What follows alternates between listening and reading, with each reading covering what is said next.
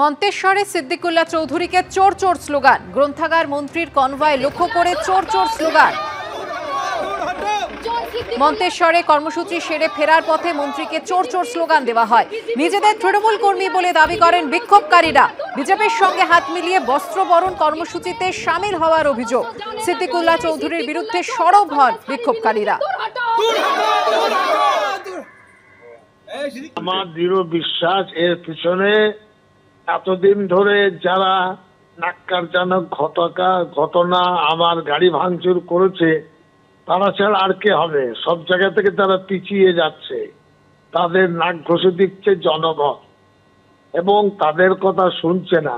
বাঁধ ভেঙে তারা আজকে এসেছে, শুনলাম 4টে গ্রামে 4টে মোড়ে চেয়ার দিয়ে বসেছিল, কেউ যাবি না। মানুষ সবকিছু উপেক্ষা করে পুরুষ মহিলা হাজারে হাজারে এসছে। এখন যারা করেছে তাদেরকে সবাই জানে, সময়ের অপেক্ষা। নবদ্বীপে খুন বিজেপি কর্মী। মারধরের পর চিকিৎসা চলাকালীন হাসপাতালে মৃত্যু হয় ওই বিজেপি কর্মীর। বুধবার রাতে কয়েকজন যুবকের গন্ডগোল থামাতে গেলে তাকে মারধর করা হয়। বিজেপি কর্মী সঞ্জয় ভৌমিককে বেধড়ক মারধরের অভিযোগ ওঠে। পালিয়ে বাড়িতে ঢুকলে সেখানে ঢুকেও মারধর করা হয়, এমনটাই অভিযোগ পরিবারের। আশঙ্কাজনক অবস্থায় নবদ্বীপ হাসপাতালে ভর্তি করা হয় তাকে। এরপর নবদ্বীপ হাসপাতালেই মৃত্যু হয় ওই বিজেপি কর্মীর।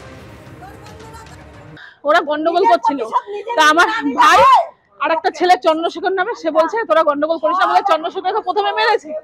ওর বাড়ির পাশে বাড়ি ঢুকে গেছে, যে আমার ভাই বাইরে গেছে। যাওয়ার পর 1 ঘন্টা পর ভাইকে ঘরের থেকে টেনেছে, মাথায় মেরেছে।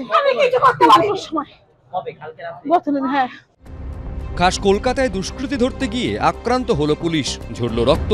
দুষ্কৃতী হামলায় জখম হলেন নেতাজিনগর থানার সাব ইন্সপেক্টর। ঘটনার সূত্রপাত বুধবার রাতে। বিদ্যাসাগর কলোনির এই বাড়িতেই থাকেন আলিপুর আদালতের আইনজীবী দীপায়ন ঘোষ। নিজেকে কলকাতা পুরসভার 99 নম্বর ওয়ার্ডের যুব তৃণমূলের সভাপতি বলে দাবি করেছেন তিনি। তার অভিযোগ, বাড়ির সামনে দলবল নিয়ে আগ্নেয়াস্ত্র উঁচিয়ে তাকে খুনের হুমকি দেয় স্থানীয় দুষ্কৃতী জয়ন্ত ঘোষ। 2 দিন ধরে থ্রেট করেছে। কালকে ফোনে প্রথমে বলেছে, তারপর বাড়ির সামনে যখন ছিলাম, ক্লাব থেকে ফিরছিলাম, সেই সময় ওরা আসে 4টে বাইকে, 8 জন ছিল। তো আমাকে আর্মস দেখায়, বলেছে যে যুব প্রেসিডেন্ট পদ থেকে রিজাইন দিতে, যদি না সরে যাও তোমাকে জানে মেরে দেবো। আইনজীবীর ফোন পেয়ে ঘটনাস্থলে আসে পুলিশ। অভিযোগ, সেই সময় দুষ্কৃতীরা পুলিশের ওপরে হামলা চালায়।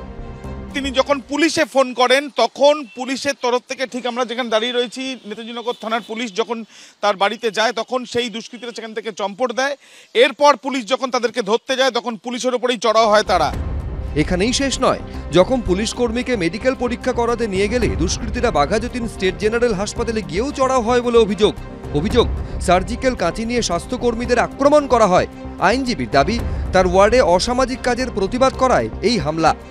এরা ওয়ার্ডের থেকে, বিভিন্ন দোকান থেকে বা বিল্ডিং থেকে এরা তোলে, সাট্টা চালায়। তো এগুলোতে আমি বাধা দিই, দীর্ঘদিন ধরে বাধা দিয়ে আসছি।